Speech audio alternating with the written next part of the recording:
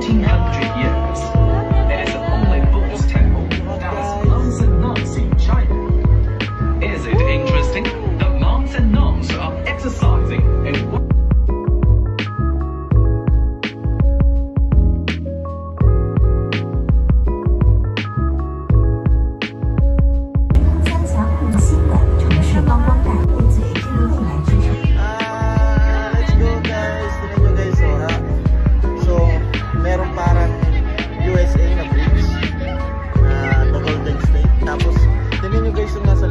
para siyang painting, yung lumang architecture nila, ginawa nilang light show. Ang ganda.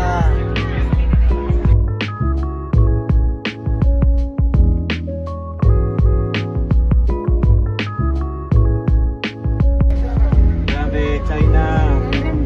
You're amazing, China. Napabilib mo talaga kami. Ayun guys. Ayun. Guys. Petronas Tower pa dun, no?